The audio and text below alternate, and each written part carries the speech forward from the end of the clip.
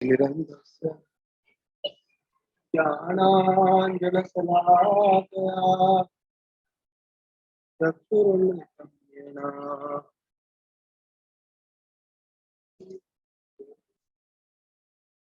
नमो विष्णुपादाय कृष्णाय मूर्तये श्रीमते भक्तिवेदान्त नमस्ते सरस्वती देवे गौरवाणी निर्विशेष शून्यवादी प्रदेश जय श्री कृष्ण चैतन्य प्रभु नित्यानंदा श्री अद्वैत गदाधर शिवासादिको हरे कृष्णा कृष्णा कृष्णा हरे हरे राम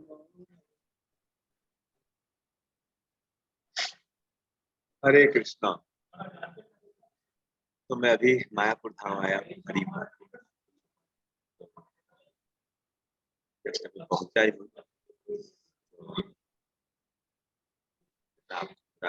चैतन्य महाप्रभु से राधा माधव से प्रार्थना करता हूँ कि आपको आशीर्वाद दे।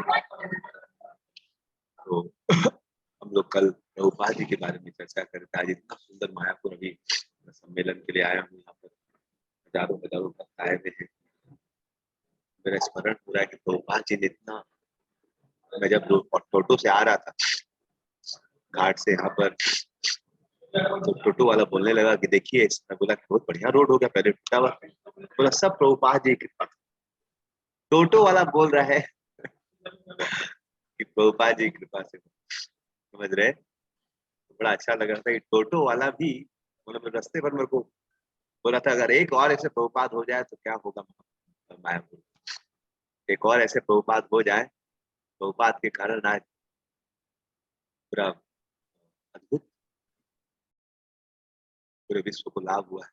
मेरे को बहुत खुशी हुई कि टोटो वाला भी, वो बाहरी टोटो वाला था, मतलब ऐसा नहीं कि विश्व के अंदर वाला। तो देखिए आज प्रभुपाद जी का इतना सुंदर पूरे विश्व भर में उन्होंने बहुत ही बड़ा विश्व के लिए कल्याण किया है। लोग प्रभुपाद की चर्चा करें गुरु जी। तो कल हम लोग देख रहे थे प्रभुपाद जी गांधी जी को बहुत मदद करने का प्रयास किए, उनको लेटर्स लिखे कि आप भक्ति कीजिए, आप प्रचार कीजिए, नहीं तो फिर आपका जीवन बर्बाद हो जाए। प्रभुपाद जी ने बोला देखिए गांधी जी इतनी मेहनत की 40 साल करीबन 1910 से लेके 1950 तक आजादी तक अथक उन्होंने प्रयास किया, रात दिन मेहनत की, समझ रहे। उसके बाद भी हम देखते हैं जब भारत आजाद हो गया उसके बाद भी और ज्यादा हिंसा हो गई। पहले तो अंग्रेज कुछ लोग को मारते थे, अब तो हर घर में झगड़ा होने लगा। कलकत्ता में बाग बाजार के सामने लाशों का ढेर हो गया।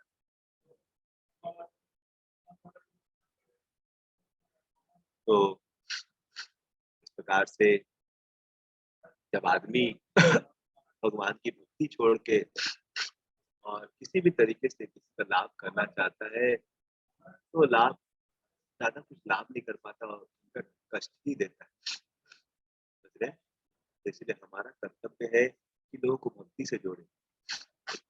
और प्रभुपाद जी का गुरु का निर्देश था कि दुनिया में जो पत्रिकाएं होती हैं, बुक्स होती हैं, बहुत महत्वपूर्ण है। तो आप बुक्स लिखिए, आपके पास जब भी पैसा है बुक्स लिखिएगा, प्रचार कीजिएगा।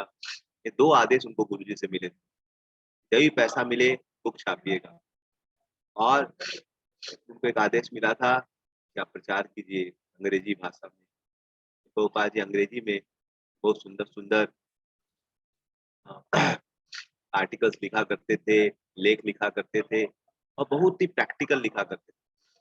जो दिन प्रतिदिन देखते थे वैसा ही लिख देते, समझ रहे। तो आज प्रभुपाद जी गांधी जी को लेटर लिखे हैं कि देखिए गांधी जी, आपने इतना प्रयास किया कि भारत आजाद हो जाए, भारत में सब लोग एक हो जाए, हिंदू मुस्लिम भाई भाई, लेकिन आज हिंदू मुस्लिम एक दूसरे को काट रहे हैं।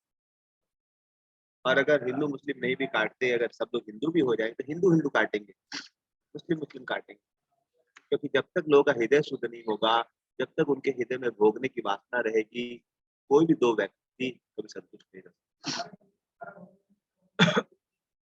तो इसीलिए उन्होंने बोला कि सबसे बड़ी जरूरत है लोगों को भगवान का नाम देने। तो आज फिर गांधी जी को पोपा ने बहुत बड़ा लेटर लिखा कि आप सब कुछ छोड़ छाड़ के दिन भर भगवान का प्रचार कीजिए। अब मेरे साथ आइए, 1 महीना रहिए, हम लोग दिन भर गीता पर चर्चा करेंगे और आप सब कुछ छोड़ के गीता का प्रचार कीजिए। यही जीवन का लक्ष्य है। लेकिन शायद लेटर गांधी जी को नहीं मिला, और गांधी जी की सबसे बड़ी गलती पोपा जी बता रहे थे कि आपने जीवन में गुरु नहीं चुका, इसलिए अपने मन से आपको जो अच्छा लगता था, अंदर से आवाज आती थी, आपको जो लगता था आप उसके हिसाब से किए, लेकिन उससे किसी का भला हुआ नहीं। इस दुनिया में सभी का भला करना है तो उनको भगवान से जोड़ना पड़ेगा। तो महात्मा गांधी जी की बहुत ही गंदी तरीके से ऊपर लिखा था कि अगर आप ऐसा नहीं करेंगे तो आपकी बहुत ही गंदी मृत्यु होगी। और ऐसा ही हुआ। गोपाल जी की मृत्यु कैसे हुई? एक गांधी जी की मृत्यु कैसे हुई? एक आदमी ने उनको गोली मार के, 3 गोली मार के मार दिया। तो इसलिए जीवन में अगर आप किसी का भला करना चाहते हैं तो उनको भक्ति दीजिए। किसी को आप पैसा देंगे, ठीक है, थोड़ा देर के लिए हेल्प कर सकते हैं, लेकिन ये जितने भी सॉल्यूशन है किसके समान है? पेन किलर के समान। किसी को बहुत दर्द हो रहा है, उसका खून गंदा है, आप उसको यहाँ पर शरीर में कुछ फुंसी हो गई है, आपने फुंसी में मलहम लगा दी, ठीक है, लेकिन जब तक उसका खून साफ नहीं होगा फुंसी निकलती रहेगी। इसलिए जो सही व्यक्ति होगा वो क्या करेगा? लोगों को वास्तविक लाभ पहुंचाना है तो उनको भगवत भक्ति देगा। तो गांधी जी की मृत्यु के बाद बहुत सारे उनके नाम से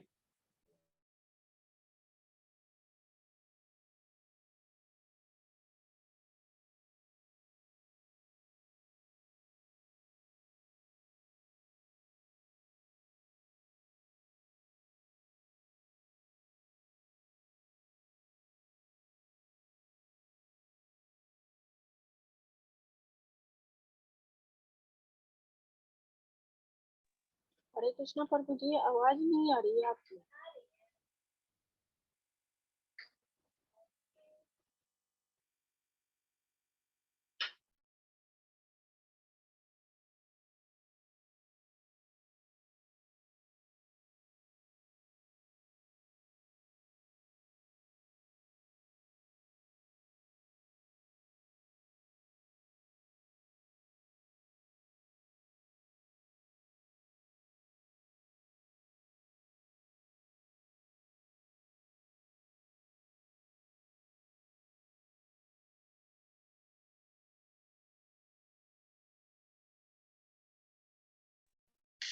अभी आवाज आ रही है? यस प्रभु जी। तो मैं बता रहा था, हाँ, तो गांधी जी की मृत्यु के बाद एक फंड बनाया गया जिसका नाम था Mahatma Gandhi memorial national fund. उसमें बहुत सारे पैसे आने लगे और पूछा गया कि कैसे करके इस फंड को इस्तेमाल किया जाए। तो जब बताया गया कैसे इस्तेमाल किया जाए तो बहुत सारे लोग बहुत सारा सजेशन दे। बहुपाद जी जहां भी देखते थे कृष्ण को देखते थे। तो जैसे उन्होंने फंड देखा, सोचा कि ये फंड कृष्ण की सेवा में लगना चाहिए। तो उन्होंने क्या किया? लेटर लिखा वल्लभ भाई पटेल सबको। देखिए, गांधी जी बहुत बड़े वैष्णव थे। गांधी जी रोज शाम को कीर्तन किया करते थे, भगवान का नाम लिया करते थे, वो प्रार्थना किया करते थे। तो बहुत बड़े भक्त थे और उनको जो भी शक्ति मिली वो इतना कुछ कर पाते थे, रात दिन मेहनत कर पाते थे क्योंकि वो भजन करते थे। तो उन्होंने बोला कि गांधी जी वो कोई साधारण पॉलिटिशियन नहीं थे, वो संत थे एक तरीका। तो इसीलिए उनका अगर सचमुच में हमें उनको उनका गुणगान करना है तो हमको क्या करना चाहिए? उनके नाम से हरि नाम संकीर्तन करवाना चाहिए। हमें हॉल लेना चाहिए जहाँ पर रोज शाम को संकीर्तन हो। और यह संकीर्तन की विधि श्री चैतन्य महाप्रभु ने दी है। चैतन्य महाप्रभु ने संकीर्तन की विधि दी है, तो और उनके जो फॉलोअर्स थे सड़ गोस्वामी, उन्होंने बहुत सारी पुस्तकें लिखी है कैसे अच्छे से हरिनाम किया जाए। तो इसीलिए अगर हम लोग महात्मा गांधी का नाम हमेशा के लिए उजागर करना चाहते हैं, तो चूंकि वो वैष्णव थे, तो हमें क्या करना चाहिए, उनके फंड्स के लिए द्वारा ये जो बुक्स हैं, चैतन्य महाप्रभु ने जो हरिनाम संकीर्तन का प्रचार किया, गोस्वामियों ने बुक लिखी, इन बुकों को पढ़ा जाना चाहिए, इन बुकों को छापा जाना चाहिए, इन पर रिसर्च होनी चाहिए। तो प्रभुपाद जी ने बोला कि फंड जो है आप हमें दे दीजिए, हम इससे इनका कैसे हरिनाम के बारे में शिक्षा देंगे लोग। इसको बहुत ही बड़े तरीके से हम लोग गोस्वामियों के पुस्तक को छापेंगे, बांटेंगे। तो प्रभुपाद जी जो भी पैसा देखते थे, उनका मन करता था भगवान की सेवा में लगा। और एक जगह उन्होंने बोला कि गांधी जी रोज गीता पढ़ते थे, उनके साथ हमेशा गीता रहती थी, तो हमें भी बड़े बड़े हॉल बनाने चाहिए और रात शाम को नियम लगा देना चाहिए कि सब लोग को गीता पढ़नी पड़े। तो इस प्रकार से प्रभुपाद जी हर चीज में कृष्ण भक्ति का ही सॉल्यूशन देख रहे हैं। तो हमारे जीवन में बहुत महत्वपूर्ण है, आज हम लोग चर्चा करेंगे इस टॉपिक पे कि कैसे चैतन्य महाप्रभु ने हरिनाम दिया, और हरिनाम से आप, हरिनाम भगवान से अभिन्न है। आप बढ़िया से नाम करेंगे, हरे कृष्ण कृष्ण कृष्ण हरे हरे, हरे राम राम राम हरे, आपको भगवान अवश्य मिल जाएंगे। इनफैक्ट भगवान का नाम भगवान से अभिन्न है। लेकिन प्रॉब्लम क्या है कि जीवन में सब लोग नाम करते हैं। अभी मैं ट्रेन से आ रहा था, तो अभी मैं मायापुर सम्मेलन के लिए आया था, गीता बंगाली सम्मेलन के लिए, तो 40 भक्त हमारे साथ आ रहे थे। तो कुछ स्कूल के स्टूडेंट्स भी थे, तो लोग कीर्तन भी कर रहे हैं, लेकिन लड़कियों के पीछे बात भी करना चाहते हैं, समझ रहे हैं। तो फिर बहुत बार लोग भजन भी करते हैं और साथ साथ उनको पता नहीं होता कैसा जीवन यापन करना है, और फिर बोलते हैं कि मुझे जब में टेस्ट नहीं आ रहा है, या उनको कभी कभी टेस्ट आता है, कभी कभी टेस्ट नहीं आता, समझ रहे हैं। लेकिन जीवन में अगर हमको जप में हमेशा टेस्ट चाहिए, समझ रहे हैं, तो क्या करना पड़ेगा। हम लोग सब, कभी बहुत अच्छा लगता है जपा, कभी कीर्तन बहुत अच्छा लगता है, कभी बहुत अच्छा लगता है भक्ति, समझ रहे हैं, और कभी कभी भक्ति उतनी अच्छी नहीं लगती, सुबह उठना अच्छा नहीं लगता है, जप करना अच्छा नहीं लगता, गीता पढ़ना अच्छा नहीं लगता। तो कभी कभी हम लोग सबका ऐसा अनुभव होता है कि कभी बहुत अच्छी लगती है, कभी कभी मतलब बर्डन टाइप के लगने लगते हैं, किसी को उठना पड़ेगा। कितने लोग ऐसा अनुभव है, कभी कभी भक्ति बहुत अच्छी लगती है, कभी कभी मतलब करना पड़ेगा क्या। कितने लोग ऐसा अनुभव, भक्ति कभी कभी बहुत अच्छी लगती है, कभी कभी सुबह उठने में थोड़ा डिफिकल्टी होती है। तो मोटा मोटी हम लोग सबका ऐसा अनुभव, किसी का ऐसा अनुभव, प्रभु जी हमको तो मन करता है रात दिन कीर्तन करते रहे, हमको तो मन करता है रात दिन सेवा करते रहे, और ऐसा हर समय मन करता है। जैसे हरिदास ठाकुर 3 लाख नाम लेते थे, वैसे मेरा भी मन करता है रोज 3 लाख नाम लूं। कोई है यहाँ पर जो 3 लाख नाम रोज लेते, समझ रहे हैं। तो हम लोग भी लेना चाहते हैं भगवान का नाम, लेकिन ले नहीं पा रहे, कॉन्टिन्यूअस टेस्ट नहीं आ रहा है।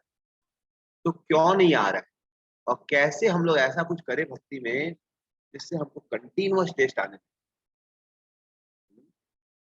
हम लोग 16 माला कर रहे हैं, 4 नियम का पालन कर रहे हैं, प्रसाद भोजी हो गए बहुत लोग, फिर भी हम देखते हैं कि अभी भी भोगों की इच्छा आ रही है, अभी भी भक्ति में टेस्ट नहीं आ रहा है। क्यों, और क्या ऐसा करे कि फिर आपको भक्ति में ऐसा टेस्ट आए, फिर और कुछ में मन ही नहीं लगे।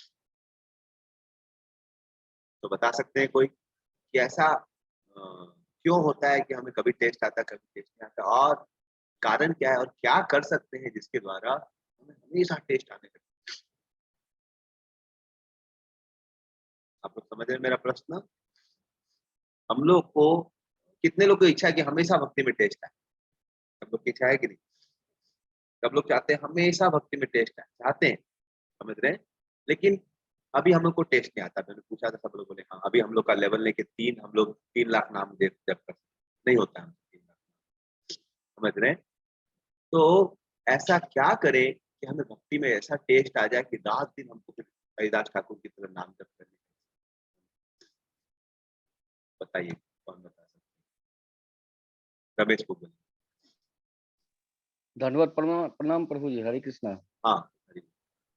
हम लोग को इसलिए नहीं मन लगता है कि हम लोग को अभी भी भोगों के प्रति बहुत आकर्षण है, भौतिक भोगों के प्रति अभी भी आकर्षण है।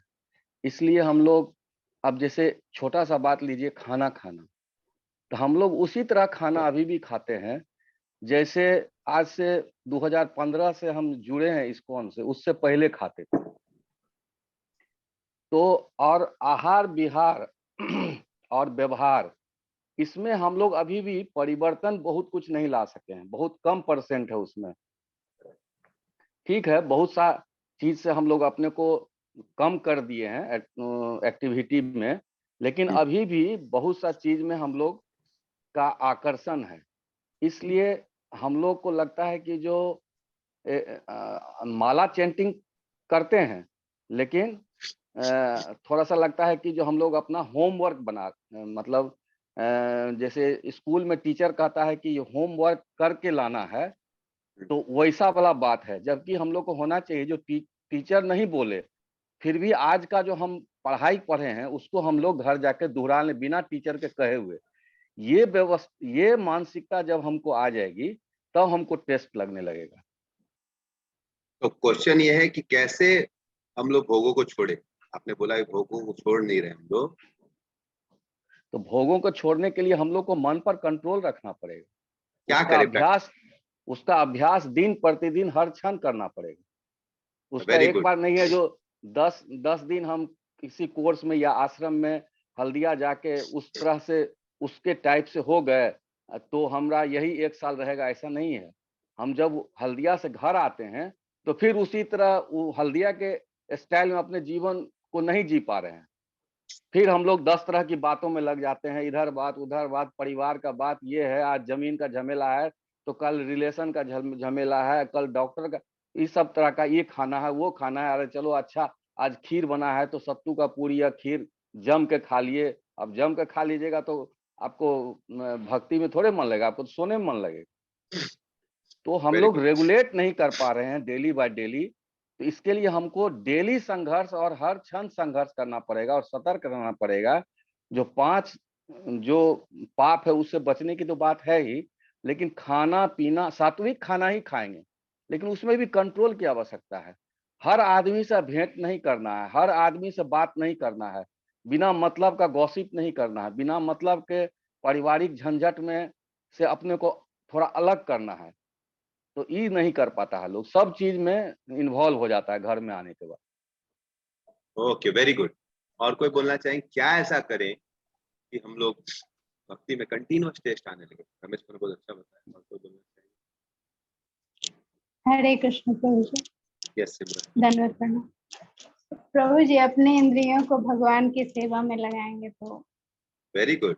हमें अपनी इंद्रियों को भगवान की सेवा में लगा, लेकिन वही तो नहीं लग रहा है ना। हम लोग जब करना चाह रहे हरे कृष्ण कृष्ण कृष्ण हरे हरे, हरे राम राम राम हरे, ये तो हम करना ही चाह रहे हैं।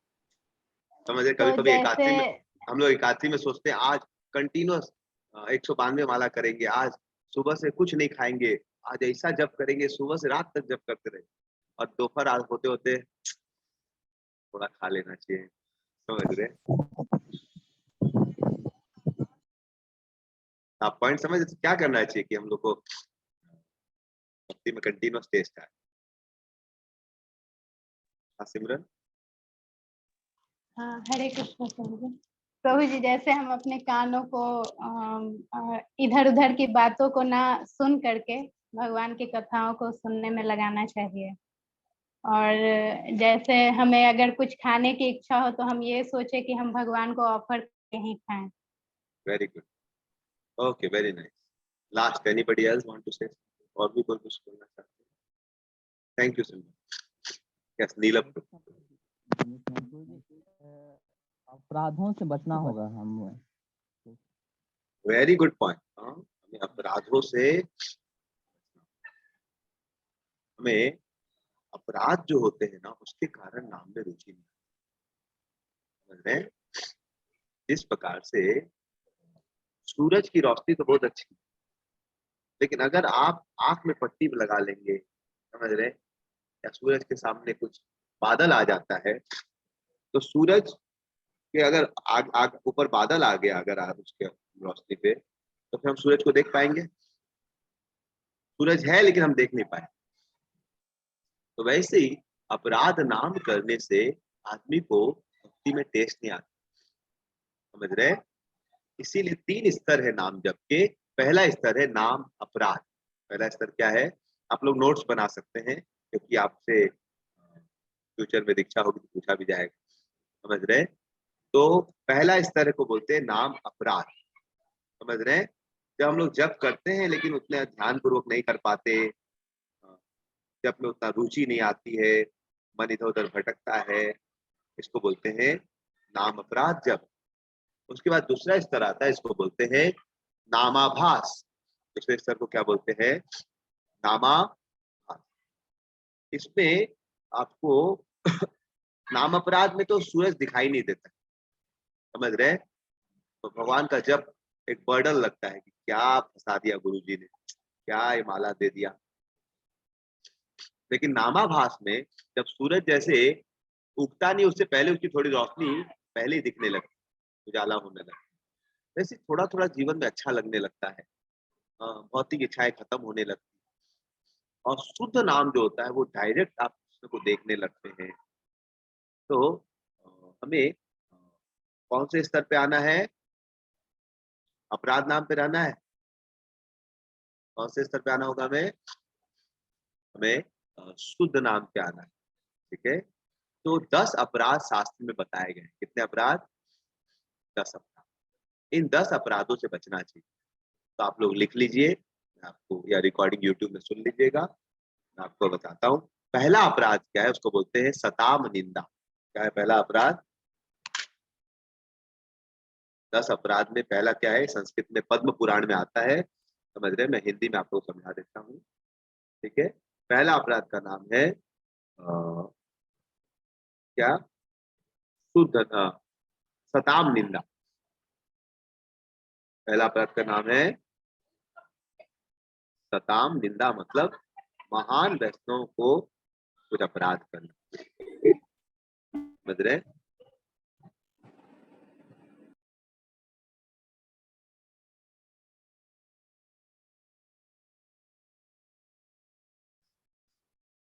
पहला अपराध क्या हो गया? सब लोग बोलिए मेरे साथ, सताम निंदा। और उसको संस्कृत को अगर हिंदी में ट्रांसलेट करेंगे, समझ रहे हैं, तो हो जाता है खास करके सताम मतलब बहुत बड़े भक्त, जो भगवान को प्रिय है, जो भगवान का प्रचार करते हैं। तो भगवान नाम का प्रचार करने वाले महाभागवत की निंदा करना, ये पहला अपराध, समझ रहे? जैसे आप कोई बड़े आदमी से मिलने जा रहे, समझ रहे, लेकिन आप उसके बेटे को थप्पड़ मार देंगे। आप बिरला जी के पास मीटिंग के लिए गए हैं और बिरला जी के बेटे को आप थप्पड़ मार देते हैं, तो बिरला जी खुश होंगे क्या? हाँ, वैसे ही हम लोग भगवान का नाम जप करें, हरे कृष्ण कृष्ण कृष्ण हरे हरे, हरे राम राम राम, और हम लोग क्या करेंगे? भक्तों को मारेंगे, भक्तों को परेशान करेंगे, तो भगवान खुश होंगे? हाँ, नहीं। बताइए, कोई खुश नहीं होंगे, समझ रहे? इसलिए पहला अपराध क्या है? संस्कृत में बोलते हैं सताम निंदा। सताम निंदा नामनः परमम अपराधम विद्यते, यत ख्यातिम यातम कथम उसहते तद्विग्रहम्। पद्म पुराण के ब्रह्म खंड में दिया हुआ है कि जो भगवान का नाम का प्रचार करने वाले भक्त हैं, महाभागवत है, तो रात दिन अपना जीवन जैसे प्रभुपाद जैसे भक्तों का कोई अपराध करता है तो उसकी भक्ति सूख जाएगी। हिमालय को जयप्रकाश स्वामी महाराज वो इतना प्रचार कर रहे, अपना देखिए इतना शरीर उनका एकदम काम नहीं कर रहा, फिर भी वो रथ यात्रा में आके मैं देखा प्रचार कर रहे, और फिर भी कोई बोल दे कि ये लोग, कोई बोल दे कि नहीं नहीं देखो इन्होंने बहुत पाप किया होगा इसलिए इनको इतना कष्ट मिला, तो बिना जाए बोल छोटे समझे कुछ बोलने से ज्यादा अपराध हो जाता है। तो भगवान नाम का प्रचार करने वाले महाभागवतों की निंदा करना, इसको बोलते हैं पहला अपराध। तो आपको संस्कृत श्लोक तो याद नहीं हो पाएगा, एटलीस्ट आपको हिंदी का ट्रांसलेशन याद करना है। पहला ट्रांसलेशन कौन बोलेंगे? पहला अपराध क्या है? सताम निंदा। संसार निंदा संस्कृत हुआ। और प्रकाश को बताइए क्या है पहला अपराध?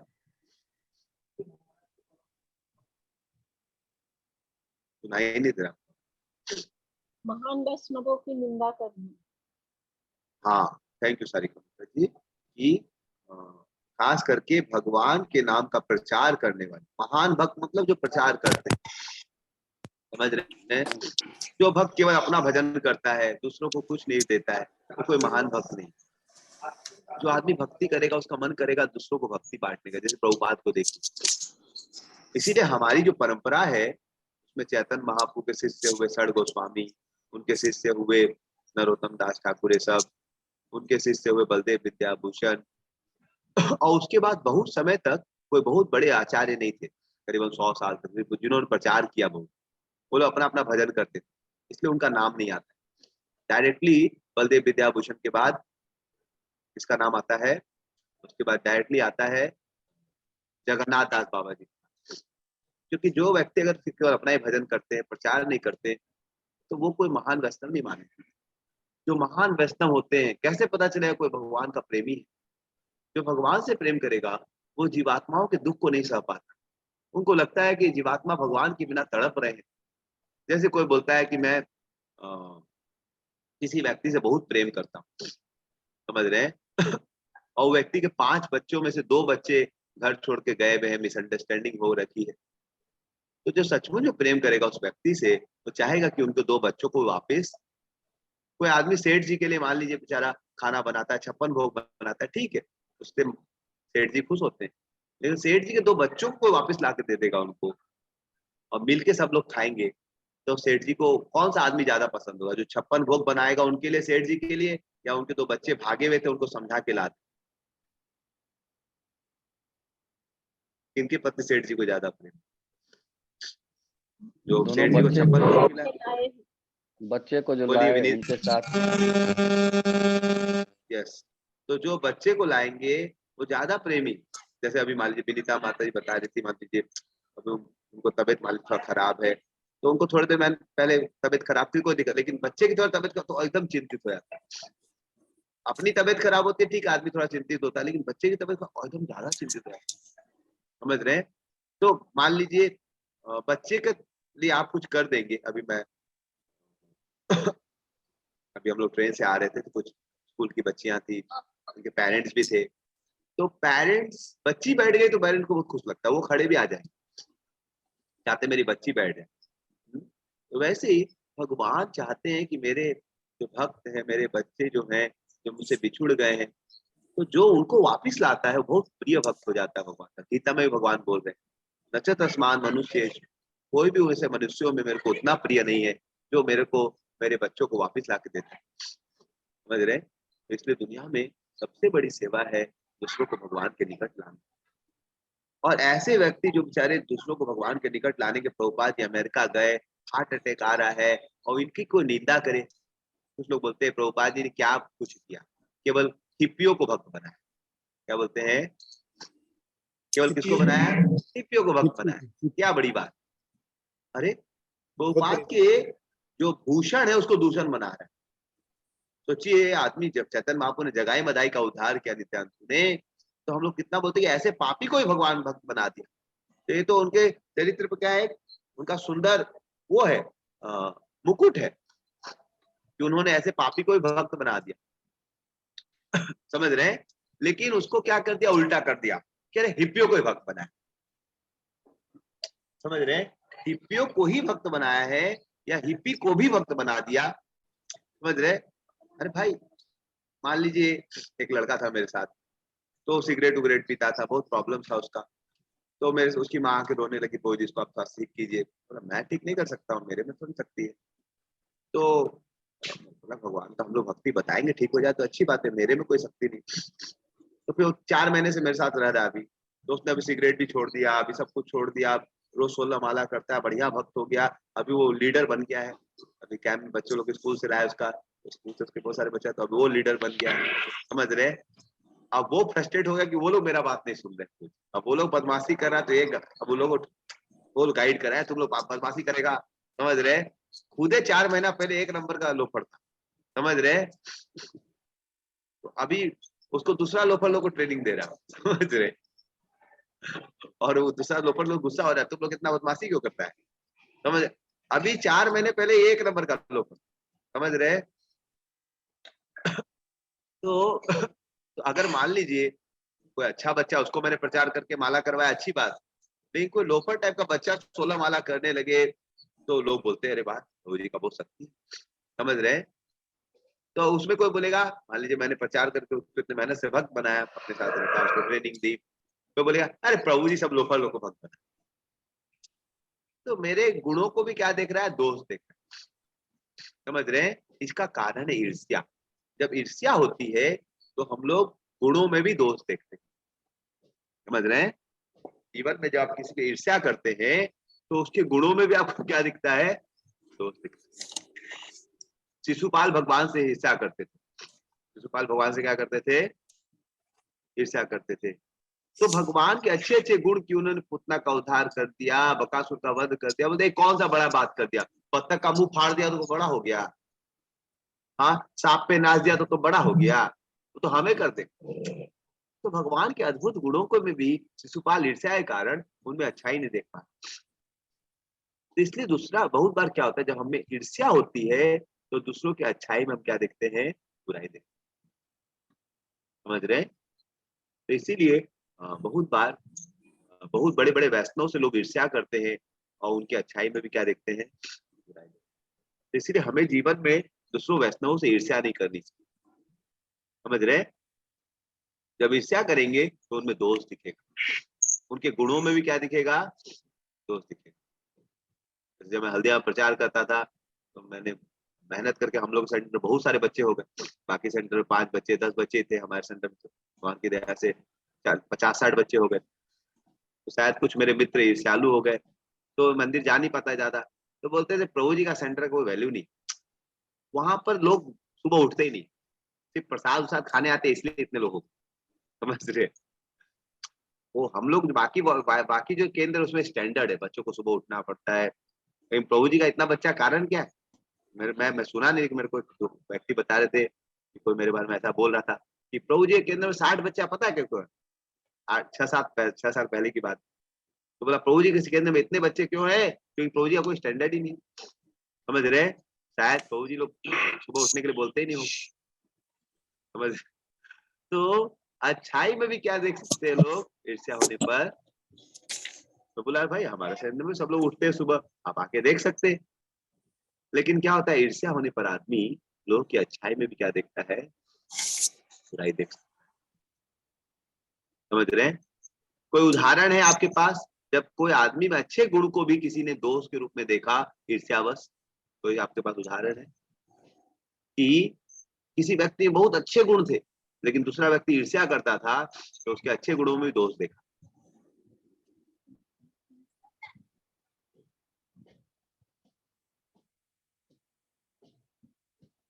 हाँ प्रियंका बताइए। हरे कृष्ण प्रभु जी, दंडवत प्रणाम। ये मतलब हम बच्चे लोग में थोड़ा सा देखे थे कि तारीफ पाने के लिए एक बच्चा से गलती से पानी का मग गिर गया, तो वो बोला दीदी सॉरी गलती से गिर गया, फिर तो दूसरा बोला नहीं दीदी जानबूझ के गिराया, कि मतलब उसका तारीफ करें, तो इसी वजह से कि वैसे बोला था। बहुत अच्छा पॉइंट। तो कभी कभी वो बच्चा को खुद प्राइज चाहिए, समझ रहे? तो गलती भी हो गया तो बोले नहीं जानबूझ के आउट हुआ, मतलब समझते? तो थैंक यू। शास्त्रों में इसका उदाहरण आता है दक्ष और शिव जी का। शिव जी इतने सुंदर हैं, इतने अद्भुत हैं, उनके अंदर इतने गुण हैं, समझ रहे हैं? लेकिन दक्ष को ईर्ष्या हो गई शिव जी से कि शिव जी को लोग इतना सम्मान को देते, मेरे से भी ज्यादा सम्मान मेरे दामाद को देते हैं। और दामाद उनको, मतलब दामाद का भक्ति में लीन थे अपना। तो एक बार जब दक्ष प्रजापति मीटिंग में आए तो शिव जी भगवान के ध्यान में लीन थे, तो उन्होंने देखा नहीं तो प्रणाम नहीं कर पाए। तो दक्ष प्रजापति ईर्ष्यावश पूरा गुस्सा हो और शिव जी की निंदा करने लगे, समझ रहे हैं? कि ये जंगली आदमी है, जंगल में रहता है, मतलब शिव जी के गुणों को भी दोष के रूप में देख रहे हैं कि मैंने अपनी बेटी का शादी क्यों कर दिया इससे, तो और पॉइंट है, उन्होंने बहुत दोष दिखाया शिव जी, शमशान में रहता है, गंदा है ये, जबकि शिव जी सबसे शुद्ध है, शिव जी पवित्र है, लेकिन उनमें उस शिव में भी वो दोष दिखाने लगे। बोलते इसकी आंख बंदर जैसी, तो शिव जी का आंख कैसे बंदर जैसा है? लेकिन उनको दोष देखना है तो उनको दोष दिखा रहे, मतलब देखता है। इतनी सुंदर आंखों को क्या बोल रहे हैं, मरकट लोचन। शिव जी बोले आदमी का नाक बंदर जैसा है, हाँ मेरा बेटी को फंसा दिया, ऐसा था शादी करवा के। तो पहले तो गाली दिए शिव जी को, तो आप एक भक्त को जब गाली देंगे ना तो दूसरे भक्त को भी देना चालू कर, और फिर बोलने लगे कि वो बेटा ब्रह्मा जी मेरे को पैसा बोला था शादी कर, ब्रह्मा जी फंसा दिए। अभी तो शिव जी का अपराध किया, अब किसका अपराध करना चालू कर दिए? ब्रह्मा जी का। समझ रहे हैं? तो यूजुअली क्या होता है, आप अपने मित्रों की से निंदा करेंगे। मान लीजिए जैसे प्रियंका ने उदाहरण दिया कि कोई बच्चा मान लीजिए उसे गलती से गिलास गिर गया, तो उसको फिर से चांस दिया जाएगा परफॉर्म करने के लिए। समझ रहे हैं? तो जब ईर्ष्या होगी, बोले नहीं नहीं इसका चांस चला गया, अब इसको फिर से मौका नहीं मिल सकता। नहीं नहीं इसका जानबूझ के गिरा है, इसका गलती से नहीं गिरा है। और फिर वो क्या करेगा, सीनियर में भी दोष देखने लगेगा। सीनियर ने मौका दे दिया फिर से एक बार उसको कि ठीक है फिर से तुम्हें परफॉर्म करो, सीनियर लोग उसके साथ पार्शियलिटी कर रहे हैं, उसको फिर से क्यों मौका दे दिए? अब सीनियर में भी दोष दिखा। समझ रहे हैं आप लोग? तो इस प्रकार से जो ईर्ष्या है, अच्छाई में भी दोष देखने लगे। समझ रहे हैं? कभी कभी कोई दो बहनों में ईर्ष्या है, तो वो अच्छा वाला मान लीजिए कोई बहुत अच्छा बेचारी शादी में वो सबको अच्छा से गिफ्ट दिए, तो बोलेगी नहीं नहीं नहीं वो गिफ्ट तो दी नहीं है, वो बच गया होगा उसका दुकान में शायद, इसलिए दे दी। समझ रहे हैं? तो इस प्रकार से अच्छाई में भी क्या देखेगा कोई, दोष देखेगा। तो इस प्रकार से हमें वैष्णव की निंदा से बचना चाहिए। और केवल ये नहीं कि बहुत महान वैष्णव की निंदा से बचना चाहिए, हमें कोई भी वैष्णव की निंदा नहीं करनी, क्योंकि आप छोटे वैष्णव की निंदा करें फिर बड़े वैष्णव की भी निंदा करें। इसलिए जीवन में वैष्णव निंदा का समय आए तो चुप हो जाए। कोई भी बोले, कोई वैष्णव के बारे में कुछ बोले तो आपको कान में क्या करना चाहिए, उंगली घुसा के बोलना चाहिए हरे कृष्णा, मैं नहीं सुनना। जैसे कोई दूसरे वैष्णव की निंदा करे, कान में उंगली डालें, हमें नहीं सुननी। समझ रहे? क्यों, क्या करना है सुन के? दुनिया में क्या उम्मीद है भाई? कोई मान लो कोई लड़की के साथ भाग गया कोई आदमी, समझ रहे? तो उम्मीद क्या की जा सकती है दुनिया में? तो दुनिया बनाई गई है दुखालय, दुनिया बनाई गई है पाप करने के लिए, दुनिया में क्या उम्मीद है? तो जो कोई अगर बुरा कर रहा है तो इसमें क्या देखने का? एक बार किसी ने बोला प्रभुपाद जी वो भक्त का पतन हो गया, उस भक्त, उतना सीनियर भक्त का पतन हो गया। प्रभुपाद जी बोले don't be surprised how many people fall down. Prabhupada ये बोले कि आप ज्यादा आश्चर्यचकित मत होइए कि इसका पतन हो गया, उसका पतन हो गया, आप देखिए कौन लोग कंटिन्यू कर रहे हैं। समझ रहे? मान लीजिए 1000 लोग भक्ति में आए, 900 लोग छोड़ दिए, उन्हीं को देख रहे। वो उसका देखिए वो माला करता था छोड़ दिया, उसका पतन हो गया, वो पैसा चोरी कर लिया, मंदिर में था फिर भी चोरी कर लिया, वो ऐसा कर दिया, वो ऐसा कर दिया। महाभारत लिख लीजिए और महाभारत का पूरा ब्रॉडकास्ट कीजिए, पता है वो भक्त ऐसा किया, वो भक्त ऐसा किया, कोई लाभ नहीं। इसलिए जीवन में देखना चाहिए भाई अच्छे लोग क्या करें, प्रभुपाद जी ने क्या किया, जयप्रकाश स्वामी महाराज क्या करे, बड़े बड़े भक्त लोग क्या करे। इसलिए हम लोग क्यों पढ़ते हैं भागवत? महान महान भक्तों के बारे में पढ़ते। हरिदास ठाकुर ने 3 लाख नाम जप किया, ताकि हमें भी प्रेरणा मिले कि हम भी कुछ भक्ति करें। इसीलिए जीवन में हमें बड़े भक्तों को देखना चाहिए कि उनका क्या आदर्श है, उदाहरण। नहीं तो दोष देखना है तो आपको हर भक्त में दोष दिखता है। समझ रहे? और फिर जब दोषों को देखेंगे, वो पतन हो गया, वो पतन हो गया, वो लड़की के साथ भाग गया, वो ज्यादा खाता है, वो बहुत रईसी में जीता है, मंदिर का पैसा बर्बाद करता है, अरे तब तो एंड नहीं आपका। समझ रहे? वो ऐसा करता है, वो ऐसा करता है, वो ऐसा करता है, और आप क्या करते? वो ज्यादा खाता है, बहुत बार ज्यादा हम खाते तो दूसरों को भी दिखाई देता है खाते। समझ रहे? तो इसलिए ज्यादा दोष दृष्टि नहीं करना। अरे हमें भगवत धाम जाना है। समझ रहे? तो इस दुनिया में तो लोग पाप करने आए हैं, क्या उम्मीद कर सकते? उनको देखेंगे तो हम भी नीचे गिर जाए। ऐसे लोग को देखिए, संतों को, जो सही में संत है और जो ऊपर भाग रहे भगवान की ओर, हमें भी उनको चरण को पकड़ना है। कृष्ण से तुम्हा कृष्ण দিতে পারো, তোমারও শক্তি আছে। আমি তো কঙ্গাল কৃষ্ণ কৃষ্ণ মাগি, ধাई तब पाछे पाछ। बोल रहे हैं भगवान, मैं तो कंगाल हूँ, मेरे में हृदय में भक्ति नहीं है, लेकिन ये महान वैष्णव को हृदय में भक्ति है। प्रभुपाद को देखिए, भक्ति सिद्धांत सरस्वती को देखिए, अभी करेंटली हमारे जयप्रताप स्वामी महाराज, राजनाथ स्वामी महाराज, गोपाल कृष्ण महाराज, लोग रात दिन परिश्रम करके भक्ति दे रहे हैं। तो ये लोग को देखेंगे कि आसपास के कोई भक्तों को देखेंगे, जो भक्तों के कमीशन ले लिया, वो भक्तों के ये कर दिया, ये भक्त ये कर दिया।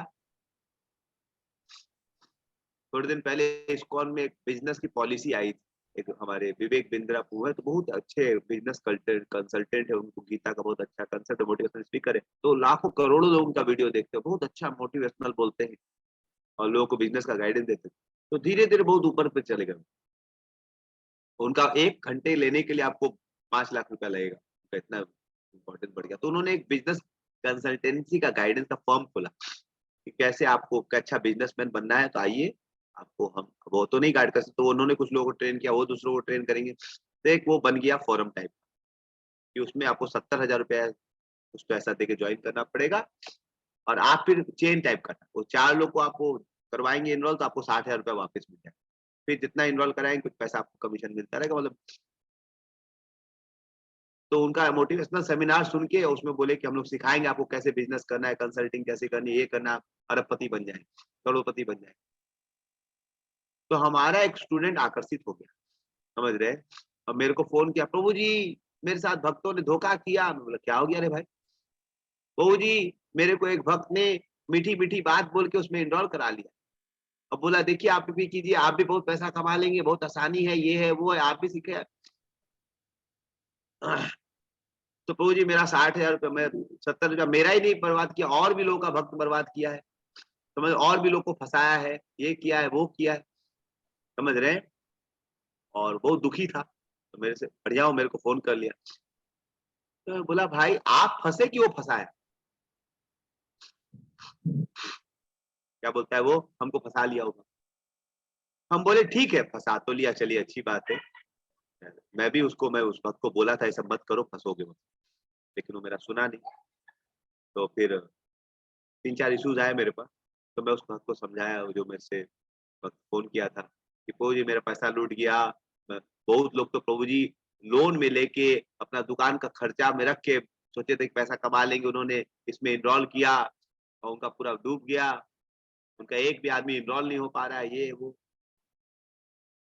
मैं बोला कि देखिए उसके साथ वो कोर्स भी दे रहे हैं ना, आपने कोर्स की क्लासेस की है क्या? बोले नहीं, वो कोर्स क्लासेस, तो आप क्लास तो किए नहीं, जिससे आपको अच्छा बिजनेसमैन बनाने की ट्रेनिंग मिलेगी।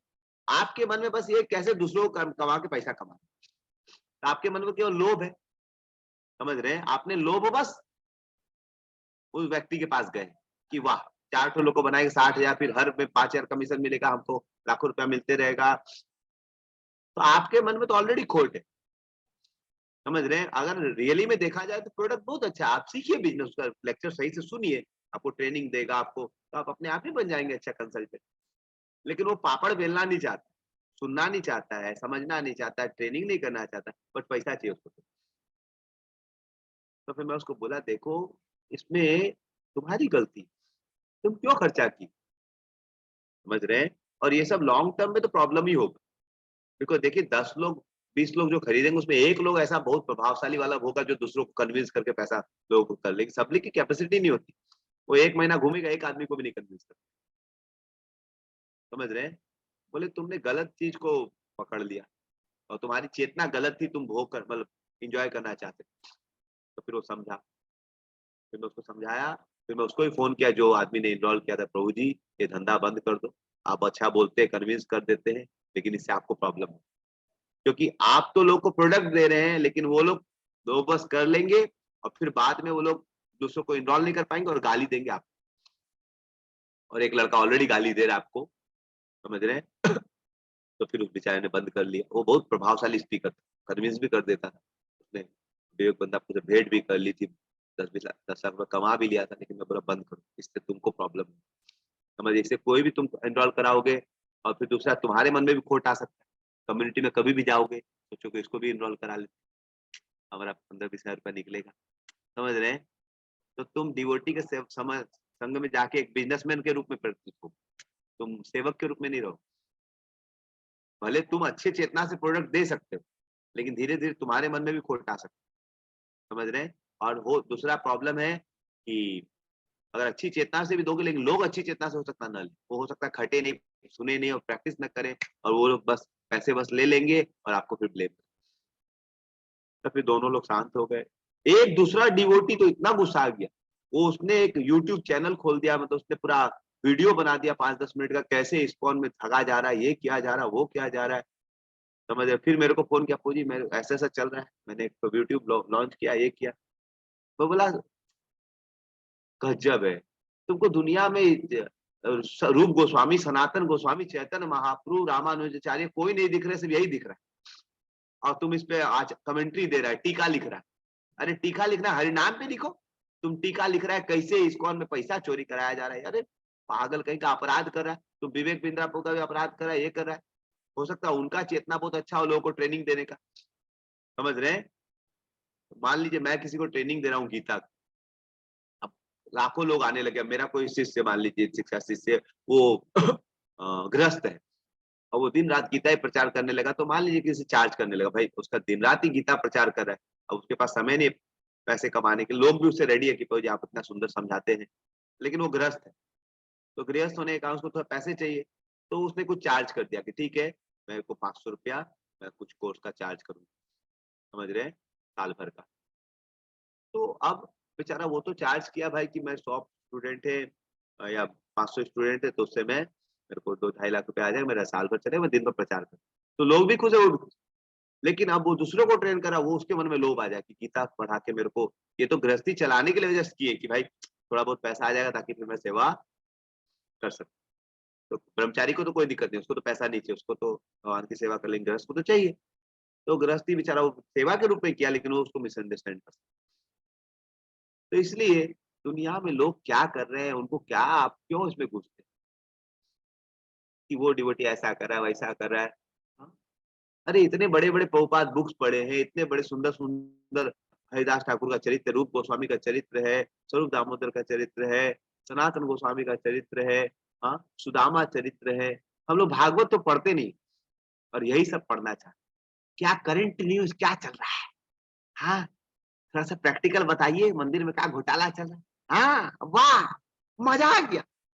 बहुत प्रैक्टिकल बात बोले प्रभु जी। कथा में तो हरे कृष्णा बोलते रहते कि जब करो, झप पे झप आता है, झपकी लगने लगती है प्रभु की, जब जब जब जब मिलते, जब हट, ये सब बातों में नींद नहीं आ रही एकदम। हा, वो कलकत्ता मंदिर में ऐसा चल रहा है, समझ रहा है, और यहाँ पर ऐसा हुआ। प्रभु जी आपका संग मिश्री से मीठा लगता है, ऐसी प्रैक्टिकल बातें मुझे कभी नहीं सुना। तो ये सब अपराध। समझ रहे? अरे भागवत पढ़िए, गीता पढ़िए, चैतन्य चरितामृत पढ़िए। मेरे जीवन में जब बहुत सारे प्रॉब्लम्स आ रहे थे 2013-14 में, बहुत सारी समस्याएं, पॉलिटिकल इश्यूज चल रहे थे मंदिर से, तो मैं गुरु महाराज का रोज प्रवचन सुनता था। तो मैं यही समझा कि ये सब चीजें मत पढ़ो। मेरे को बहुत लोगों ने मेल किया कि आप भी बताइए क्या प्रॉब्लम है, आपको क्या प्रॉब्लम लगता है। मैं बोला मेरे को कोई प्रॉब्लम नहीं लगता है, मेरे को यही प्रॉब्लम लगता है कि मैं बढ़िया जप नहीं कर पा, मेरे को हरिनाम में रुचि नहीं है।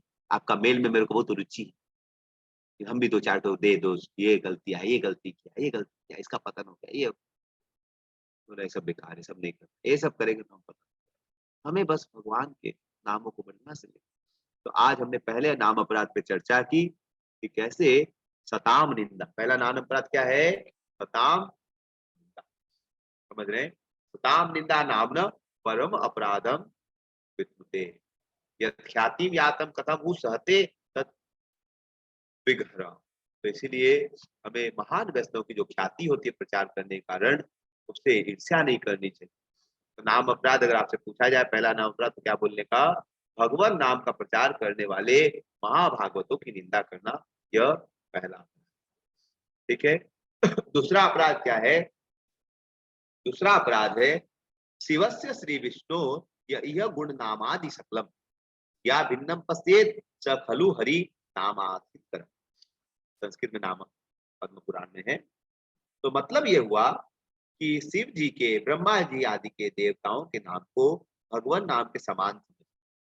कोई बोलता है हरे कृष्णा बोलो, या ओम नमः शिवाय बोलो, या ओम नमो ब्राह्मण देवाय बोलो, या इंद्राय नमो बोलो, चंद्राय स्वाहा इदम नमः, इंद्राय स्वाहा इदम नमः।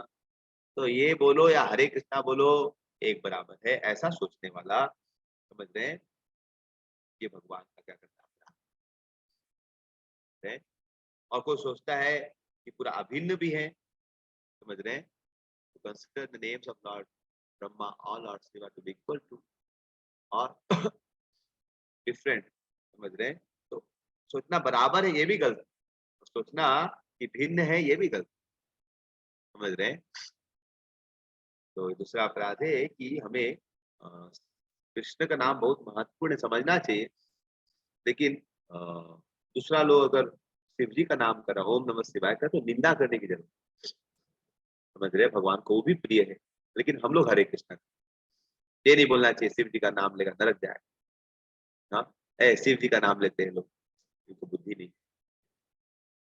तो समान भी नहीं है, लेकिन जैसे एक राम का नाम लेते हैं तो वो 1000 बार विष्णु के नाम लेने के बराबर, 3 बार राम का नाम, 1 बार कृष्ण के नाम के बराबर, समझ रहे हैं। और इसलिए भगवान के नाम में सबसे बड़ी महिमा, इसलिए गुरु जो बोले हमें चैतन्य महाप्रभु ने महामंत्र दिया, इससे ऊंचा कोई मंत्र नहीं। आप भगवान का कितना ही कीर्तन करे, कितना ही कुछ करे, सबसे ऊंचा नाम श्री चैतन्य महाप्रभु ने दिया, हरे कृष्णा कृष्णा कृष्णा हरे हरे, हरे राम राम राम हरे हरे, हरे कृष्णा कृष्णा कृष्णा हरे हरे, हरे राम राम राम हरे। इसलिए हम भगवान का अच्छे से नाम लेना चाहिए, ये दूसरा अपराध, समझ रहे। तो नाम अगर आप करते रहेंगे लेकिन अपराध करते रहेंगे तो नाम में कभी रुचि नहीं आएगी, नाम नाम शुद्ध नाम नहीं। इसलिए भक्तों को इन 10 अपराधों को ध्यान पूर्वक प्रयास करना चाहिए कि इनसे बचे। तीसरा नाम अपराध क्या है? तीसरा नाम अपराध है तीसरा नाम अपराध क्या है? पहला हो गया महान भक्तों की निंदा करना, समझ रहे हैं, जो भगवत प्रचार में लगे हुए महाभागवत की निंदा करना। दूसरा है शिव ब्रह्मा आदि देवों के नाम को भगवान नाम के समान अथवा उनसे भिन्न समझना। तीसरे को बोलते हैं गुरु और अविज्ञा। क्या बोलते हैं? गुरु का आदेश का अनादर करना, या गुरु की अनादर करना, गुरु की आज्ञा का पालन नहीं करना, इसको भी बोलते हैं, समझ रहे हैं। तो आदमी जब गुरु के आदेश का पालन नहीं करता है तो शास्त्र में उदाहरण आता है कि चैतन्य महाप्रभु के गुरु, ईश्वरपुरी के गुरु माधवेंद्रपुरी के एक शिष्य थे जिनका नाम था रामचंद्र। तो गुरु ने उनको आदेश दिया, लेकिन गुरु के आदेश का पालन नहीं करते, समझ रहे हैं। तो फिर वो बहुत बड़े निंदक बन गए, चैतन्य महाप्रभु का भी निंदा करते। तो गुरु का अगर आदेश पालन नहीं करता आदमी तो उसके सब गुण खत्म हो जाते। बहुत जरूरी है जीवन में कि हम गुरु के आदेश, नहीं तो फिर नाम जपने उसका अपराध होगा, फिर नाम जपने रुचि करते, समझ रहे हैं। इसलिए गुरु वैष्णव का आदेश का पालन करें। चौथा क्या है? श्रुति शास्त्र निंदनम, वैदिक शास्त्रों अथवा प्रमाणों का खंडन। अगर हम लोग वेदों का खंडन करते हैं, वेदों की निंदा करते हैं, तो भी एक अपराध। फिर हरे कृष्णा महामंत्र के जप की महिमा को काल्पनिक समझना, हरि नामावली कल्पना। फिर उसके बाद छठा अपराध है सतर्थवाद, कि पवित्र नाम भगवान नाम में अर्थवाद का आरोप, बोलना कि बहुत ज्यादा बोल दिया, कि एक नाम करेंगे सब पाप खत्म हो जाएगा, ऐसा कैसे हो। सातवां अपराध है धर्म की आप नामनो बलवत पाप, कि नाम के बल पे पाप करें।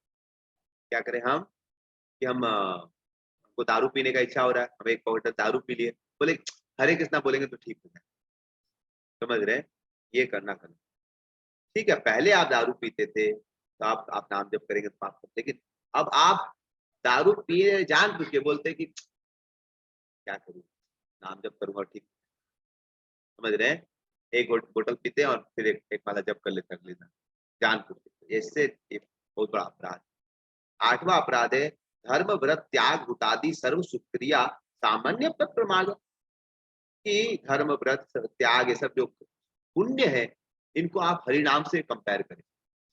समझ रहे हैं कि हरिनाम एक माला करो या आप किसी भूखे को खाना खिला दो 100 भूखे को बराबर नहीं, तो तुलना नहीं की जा सकती।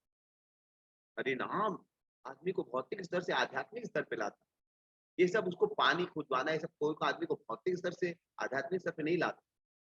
समझ रहे हैं? और तो बेसिकली 9वां अपराध है अश्रद्धाणे विमुखपि असुन्वपि यच्चोपदेशे शिव नाम अपराध। अश्रद्धालु व्यक्ति को कृष्ण नाम की महिमा का उपदेश करना, एकदम नया व्यक्ति उसको कुछ जानकारी है, उसको बोल देना 16 माला करो, ये करो वो करो, उसका लेवल के ऊपर दे देना, तो फिर वो विचार छोड़ छाड़ते, तो वो भी गलत। और श्रुत्वापि नाम महात्मम यह प्रीति रही तो अधम अहम ममादि परमो नामानी स्वपराधक। समझ रहे हैं? और हरिनाम करने के बाद भी, समझ रहे हैं, इतनी महिमा सुनने के बाद भी हम क्या कर रहे हैं, अभी भी हम आसक्त हैं भौतिक भोगों से, ये भी एक अपराध। और ध्यान पूर्वक जब नहीं करना भी एक अपराध।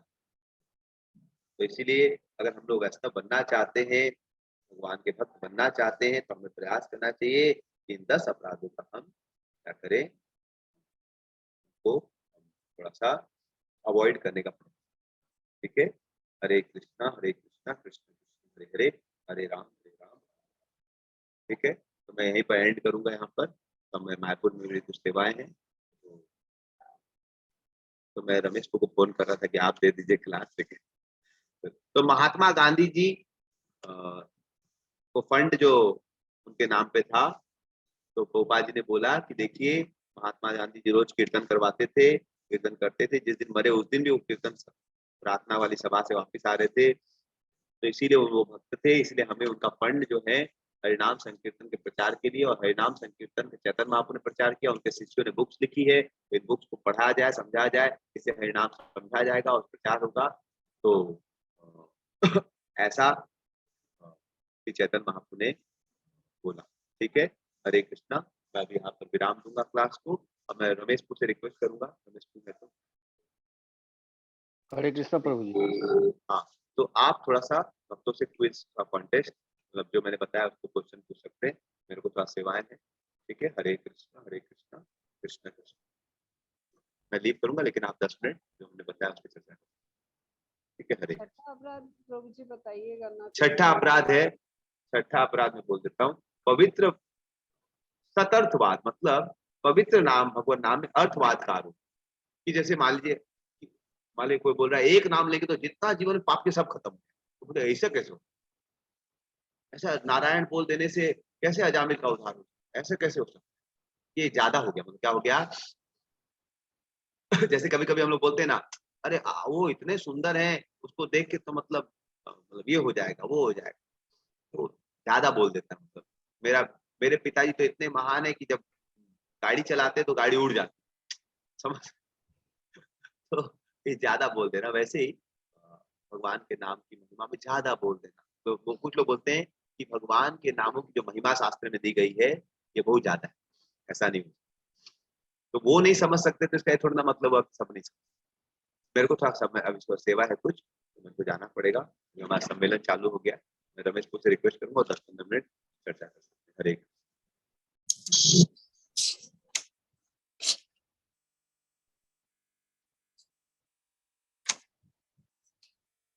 आप लोगों का कोई प्रश्न है तो पूछ सकते हैं।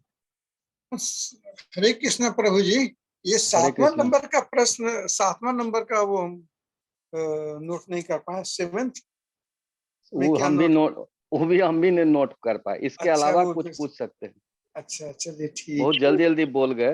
हाँ हाँ, फिर बाद में कभी होगी। थोड़ा बहुत हम इसके उत्तर बता रहे हैं कि नाम के बल पर पाप करना, जैसे दारू पीना और हरि नाम ले लेंगे तो दारू पीना सही हो जाएगा, वो बताए थे। क्या क्या क्या फिर से अगेन। हरि नाम के बल पर पाप करना। अच्छा अच्छा अच्छा अच्छा, हरि नाम मतलब हम के बल दारू पर। पी लेते हैं और हरि नाम बोल के, तो वो उसमें माफ हो जाएगा। हरे कृष्ण, धन्यवाद माता जी। 10वां क्या है? 10वां 10वां है हरि नाम करने के बाद भी संतुष्ट न होना, भौतिकता में फंसे रहना। भौतिकता में आसक्ति रखना। हरे कृष्ण प्रभु जी, थोड़ा सा 6ठा नंबर श्लोक को थोड़ा सा एक्सप्लेन कर सकते हैं? सॉरी, मतलब जो 6th नंबर वाला है वो उसको थोड़ा सा एक्सप्लेन कर दो। उसमें है जो पवित्र नाम जो हमारा है ना, जी उसमें प्रभु। विश्वास नहीं रखना है, नहीं रखना ये अपराध है। जैसे या कोई क्वेश्चन कहता करना, है, जैसे कोई क्वेश्चन कहता करना। है हरे कृष्णा महामंत्र जपेंगे तो थोड़े सब कुछ हो जाएगा, ऐसा पावर है थोड़े, ऐसा ही लोग बोलता है। ये विश्वास मतलब नहीं होना उसको, जबकि हरे कृष्णा महामंत्र ऐसा है जो आपको हर तरह से फायदा देता है और हर समस्या से समाधान देता है। लेकिन कोई कहता है कि हमको विश्वास नहीं है, जो हरे कृष्णा सिर्फ बोलने से किसी का पाप कट जाएगा, या हरे कृष्णा बोलने से लोग सात्विकता में आ जाएगा, ऐसा माने विश्वास नहीं होता है उसको मंत्र पर। यही इसमें दिया गया। या किसी तरह का क्वेश्चन करना, क्वेश्चन राइज करना उसके प्रति।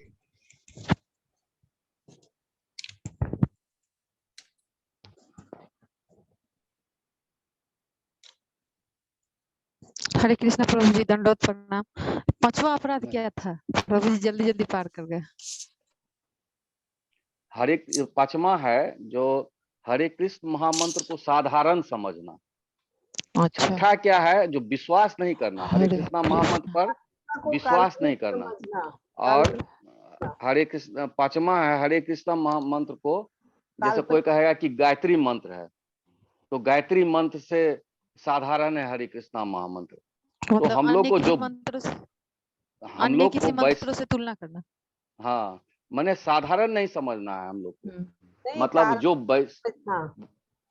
हरे हाँ, कृष्ण। या काल्पनिक समझना।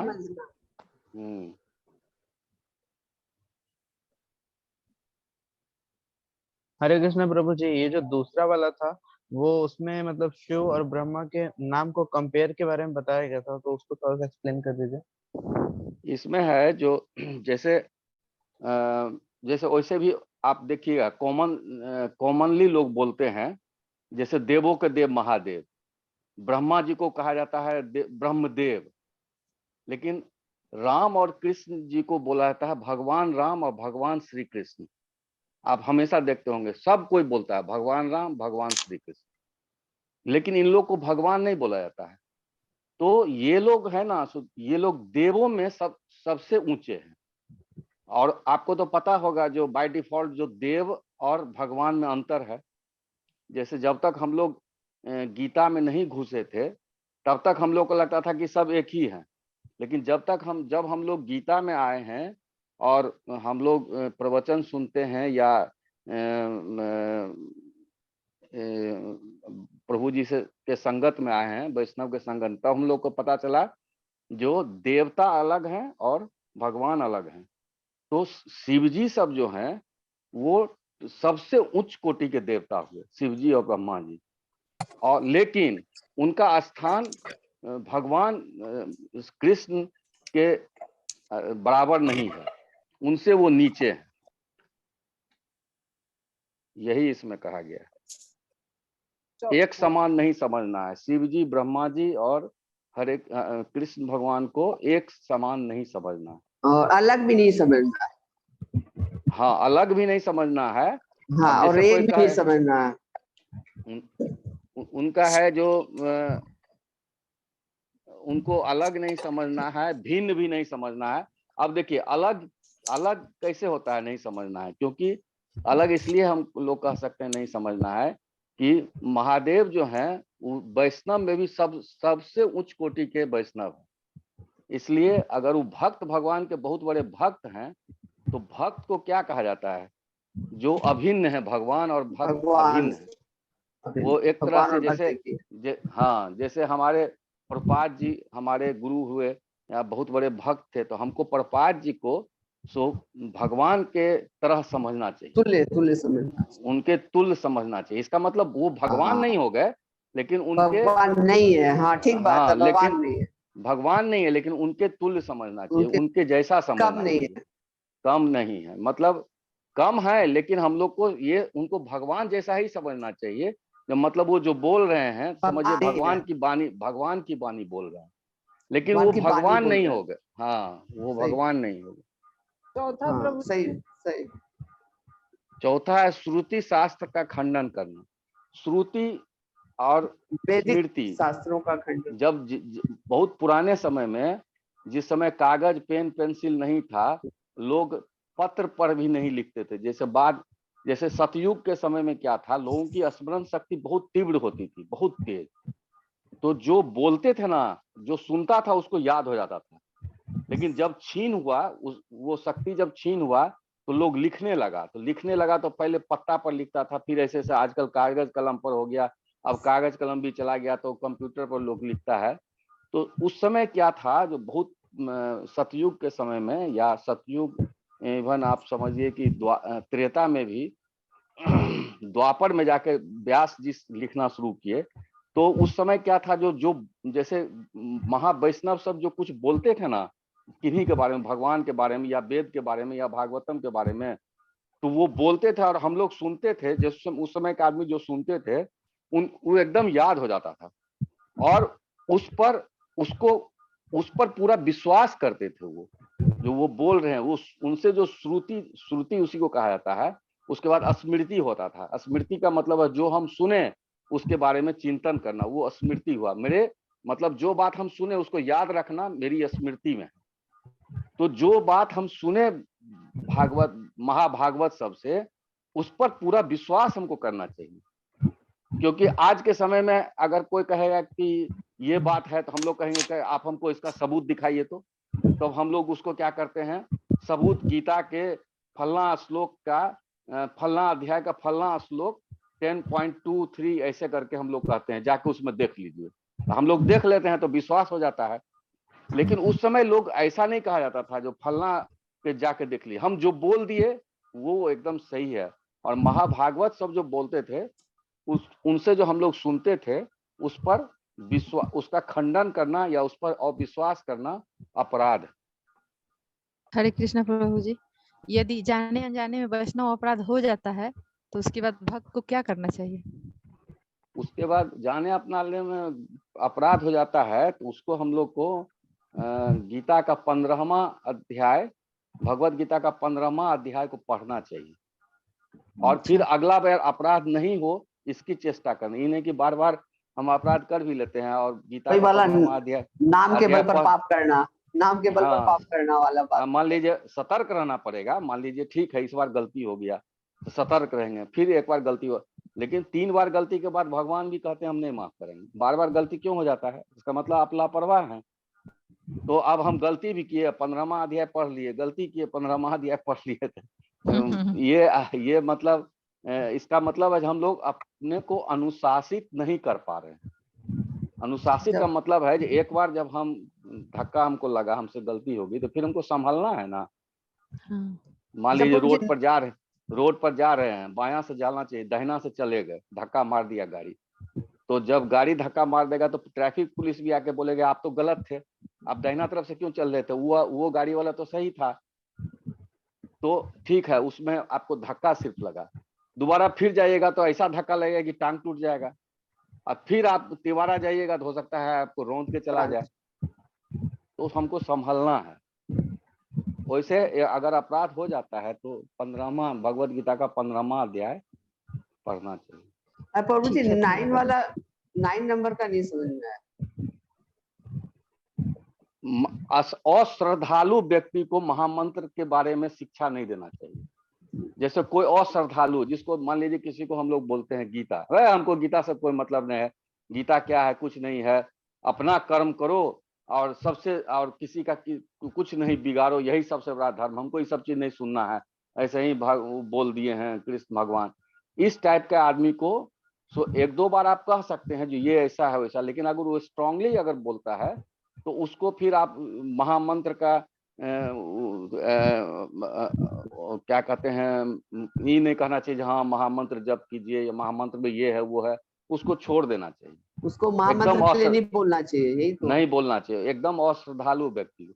लेकिन ये भी बात है जो अगर ऐसा नहीं करेंगे तो फिर लोग बढ़ेगा कैसे? जैसे प्रभुपाद जी थे, जैसे अभी लीला प्रभु जी हैं, हम लोग भी महामंत्र में विश्वास नहीं करते थे, लेकिन बोले बार बार बोले तो हम लोग को फिर विश्वास होने लगा ना।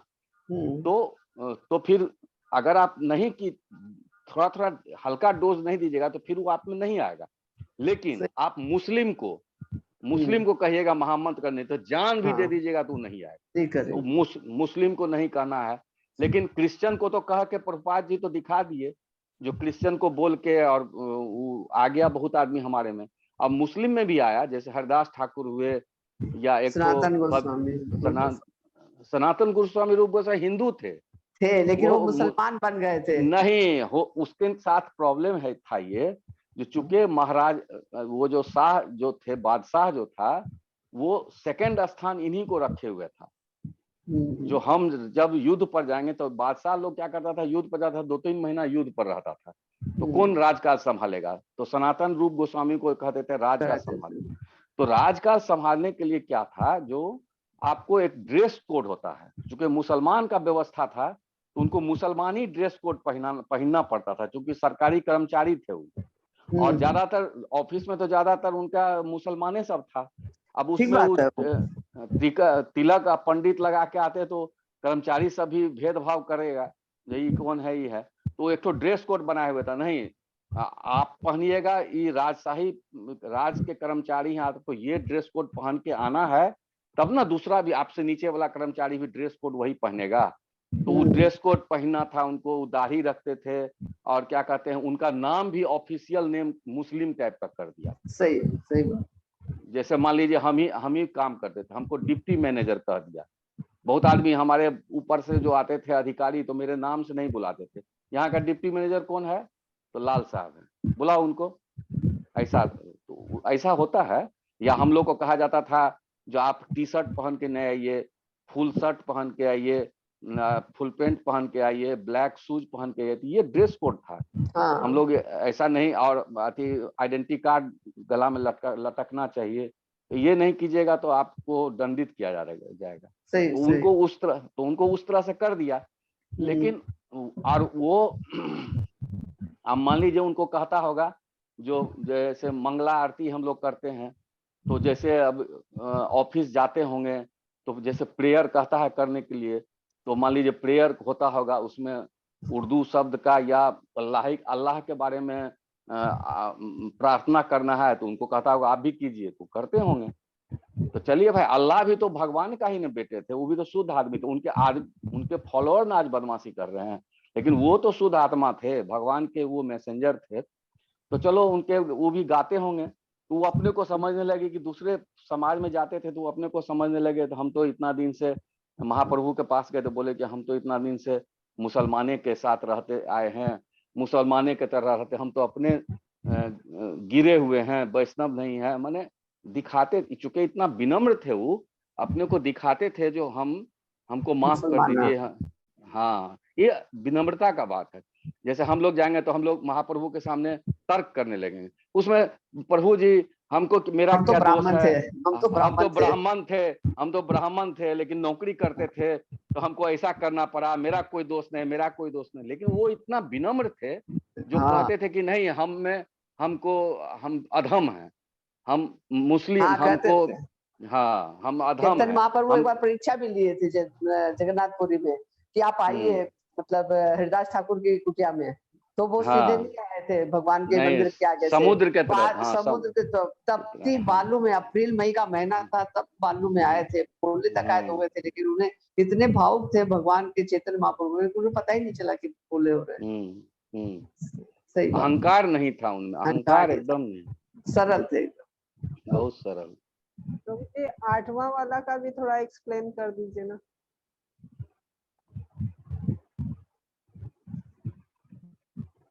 जैसे इसमें है ना, जो कोई आदमी कोई व्रत करता है, जैसे आज ही है चांद की पूजा का व्रत है, चौठचंद या तीज कहा जाता है, आज है ना। तो जैसे चांद की पूजा करते हैं, या छठ में लोग सूर्य की पूजा करते हैं, या बहुत तरह का वट वृक्ष का पूजा होता है, या बहुत तरह का पूजा होता है।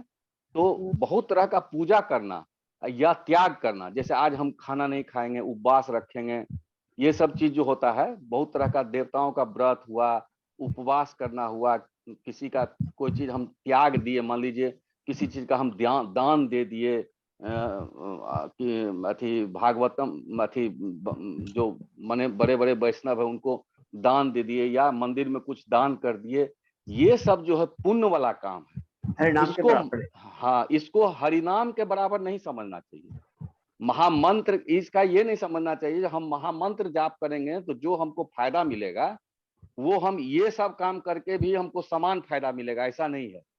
महामंत्र जाप करते हैं तो आपको जन्म मृत्यु के चक्र से आप छुटकारा पा जाइएगा, लेकिन पुण्य काम जो कीजिएगा, जैसे इस व्रत त्याग सब जो है, ये सब आप कीजिएगा तो अगला आप जन्म मृत्यु के चक्कर से आपका छुटकारा नहीं मिलेगा। लेकिन आप चूंकि अच्छा काम किए हैं तो इसको भोगने के लिए आप अगले जन्म में अच्छे परिवार में जन्म लीजिएगा, अच्छा संस्कार आपको होगा, अच्छा आदमी बनिएगा, और बच्चे से भागवतम में लग जाएगा, ये सब होगा। लेकिन आप जन्म मृत्यु के चक्कर से छूट नहीं सकते हैं। जन्म मृत्यु से चक्कर से छूटने के लिए आपको महामंत्र का ही जप करना है, हरिनाम का जप करना है, और भगवान राम भगवान श्री कृष्ण का ही सेवा करना है, तभी छूट सकते हैं। नहीं तो बड़ा बड़ा व्रत जो कोई करता है, जैसे दुर्गा पूजा में 10 दिन कोई सह गया, तो ये सब है व्रत, ये सब है मतलब अच्छा काम है, पुण्य का काम है, लेकिन ये जन्म मृत्यु के चक्र से आपको नहीं हटा सकता है। जन्म मृत्यु के चक्र से महामंत्र ही हटा सकते हैं। सही बात, एकदम सही। लेकिन महामंत्र जाप करते करते ऐसा नहीं करना है, जो सकाम महामंत्र कीजिए। हम जैसे महामंत्र का जाप कर रहे हैं, प्रभु जी है भगवान, सो हमको क्या कहते हैं एगो गाड़ी हो जाए, ये कीजिएगा तो फिर जन्म मृत्यु के चक्कर में आ जाएगा। महामंत्र जाप करते हैं तो भगवान से कुछ नहीं मांगिए, लेकिन इच्छा तो होगी ही मन में, हमको ये हो जाए, क्योंकि मन है वो तो इच्छा पैदा करेगा ही। तो बोलना नहीं है भगवान को जो हमको ये चीज दे दीजिए, आप महामंत्र जाप कीजिए, और भगवान क्या करेंगे, आपके मन की बात समझ के आपको आज नहीं 6 महीना के बाद, साल भर के बाद वो दे देंगे। लेकिन आप मुंह खोलना नहीं है, मुंह जहां खुलेगा आपको हमको दे दीजिए अपने लिए। अब दूसरे के लिए कह सकते हैं, किसी का तबीयत खराब है तो भगवान ये बहुत रो रहा है, इसका तबीयत खराब है, या भगवान इसकी भलाई कीजिए, वो दूसरे के लिए ठीक है, वो सकाम नहीं हुआ। लेकिन आप अपने इंद्रिय तुष्टि के लिए महामंत्र जप करते हैं तो आप फिर जन्म मृत्यु के चक्कर से बंधे रह जाइएगा। आप महामंत्र जाप करते हैं तो अपने लिए कुछ नहीं मांगिए, आप ये समझिए जो हमारे हृदय में भगवान परमात्मा और जीवात्मा दोनों है ना, तो दोनों परमात्मा देखते रहता है, जीवात्मा एक्टिव रहता है, ये खाता है वो खाता, मैंने भोग करते रहता है।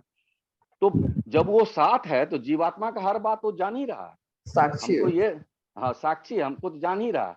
तो हम महामंत्र जप करेंगे और हम सोच रहे हैं कि मेरा प्रमोशन हो जाए, तो मतलब हम बोलेंगे नहीं, लेकिन अगर हम सोच रहे हैं हमको प्रमोशन हो जाए तो भगवान समझ रहे हैं, समय आएगा आपको मिल जाएगा।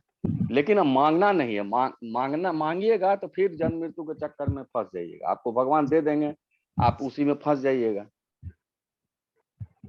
प्रभु जी, वो जो शुरू में बोल रहे थे ना कि नाम अपराध नामाभास, और तीसरा क्या बोल रहे थे? नाम अपराध हुआ, नामाभास हो गया, तीसरा एक है उसको भी हम शब्द नहीं सुन पाए, कुछ घरघराने लगा था मेरा भी, उसमें यही है। नाम अपराध तो समझ गए होंगे, जो नाम प्रभु जी शुद्ध नामाभास, ओ शुद्ध नामाभास, हाँ तीसरा है शुद्ध नामाभास। शुद्ध नामाभास, हाँ हाँ शुद्ध नाम बोले थे कि शुद्ध नामाभास बोले थे? तीसरा पर तो चर्चा नहीं हुई थी। नहीं, शुद्ध नाम सुने थे हम, उसके आगे आभास वाला वर्ड नहीं सुने थे। नहीं, हरे कृष्ण शुद्ध माता जी, तीसरा नहीं, नंबर गुरु अविद्या बोले थे, गुरु का अनादर करना या गुरु के आदेश का वो पालन नहीं पॉइंट करना। का नहीं बोल रहे हैं। वो दूसरी है माता जी, वो दूसरी है, वो अपराध में है। यहाँ फर्स्ट लेवल, सेकंड लेवल और थर्ड लेवल की बात हो रही है। फर्स्ट लेवल में जो नाम अपराध है, ये सेकंड तीन लेवल अपराध, नामाभास है। ये शुद्ध और नामाभास ही देखिए शायद। शुद्ध नाम जो है ना, शुद्ध नामाभास नहीं है। आपको बताते हैं, पहला जो है ना नाम अपराध, जब उसमें नाम अपराध में आभास क्या नहीं है, लिखा, आभास नहीं बोले थे तीसरा में। हाँ तीसरा में आभास में गुरु हम का आज्ञा का पालन ना करना, अरे ये तो 10 अनादर नहीं अपराध नहीं, में है, वो तो वो तो 10 वो अपराध नाम है। अपराध में है। देखिए हम बताते हैं, पहला क्या है, नाम अपराध। हाँ, नाम गुरु का अपराध का नाम मतलब अपराध। होता है जो हम जैसे सूरज को हम देख नहीं पा रहे, हम अंधेरा है। जैसे आपको 3 बजे रात में सूरज तो दिखाई नहीं देता है, तो हम देख नहीं पा रहे हैं, वो हो गया नाम अपराध, माने हम अंधेरे में हैं। नामाभास का मतलब होता है जैसे 4:30 पौने 5 बजे होता है, तो सूरज दिखाई नहीं देता है लेकिन रोशनी आ जाती है, तो वो हो गया नामाभास। माने सूरज के आने का आभास, आभास पहले होता है, उसके कुछ देर के बाद सूरज जब आ जाता है, सूरज को हम देखने लगते हैं, जो वो गुलाबी गुलाबी ऐसे निकल रहे हैं, उसको जब देखने लगते हैं तो वो शुद्ध नाम हो गया, आभास उसमें से हट जाएगा। तब हम शुद्ध रूप से देखने लगते हैं, सूरज को दिखाई दे रहा है, सूरज ऐसे ऐसे एकदम गुलाबी है, धीरे धीरे गुलाबी बढ़ते गया, फिर उसमें पीलापन आया, फिर पीलापन आया, फिर आगे जाके एकदम पीला हो गया, तो ये हो गया शुद्ध, माने हम एकदम देख रहे हैं सूरज को। उससे पहले वाला अवस्था क्या है, जो सूरज देख नहीं रहे हैं लेकिन सवेरा आभास हो हो रहा है। गया है, आभास अंधेरा हो हट गया, सवेरा हो गया है। माने अंधेरा हट गया लेकिन सवेरा हो गया, सब चीज दिखाई देने लगा, लेकिन सूरज दिखाई नहीं दे रहा है। उससे पहले वाला अवस्था है जो एकदम अंधकार है, वो कुछ नहीं दिखाई देता है, वो नाम अपराध हुआ, सूरज दिखाई नहीं देता है। दूसरा हुआ जो सूरज दिखाई नहीं दे रहा लेकिन उसका आभास हो गया, रोशनी दिखाई दे रही है। और तीसरा है शुद्ध, शुद्ध मतलब सूरज शुद्ध देख रहे हैं हम लोग। तो वो उसमें आभास नहीं लगेगा ना, शुद्ध नहीं नाम नहीं नहीं, तीसरा वाला में आभास नहीं लगेगा, हाँ वही वही। शुद्ध नाम। हाँ प्रभु जी, शुद्ध नामाभास था, मतलब हम भी वही लिखे हैं। प्रभु जी शुद्ध नामाभास था, पता करेंगे नहीं। प्रभु जी से। अच्छा, पूछ लिया जाएगा, या इसमें जाइए ना गूगल में दीजिए, देखिए ना नाम अपराध अपने आ जाएगा, शुद्ध नामाभास है क्या नहीं है। और प्रभु जी नहीं तो यूट्यूब पर तो अभी चल ही रहा होगा ये, उस पर भी देख सकते हैं। नहीं यूट्यूब पर तो प्रभु जी, हाँ यूट्यूब पर अगर लोड कर दिए होंगे तो आ जाएगा, उसमें हो जाएगा, यूट्यूब पर आ जाएगी। ठीक है प्रभु जी, थैंक यू प्रभु जी इतना क्लियर करने के लिए। हरे कृष्णा। हरे हरे कृष्ण। हरे कृष्ण।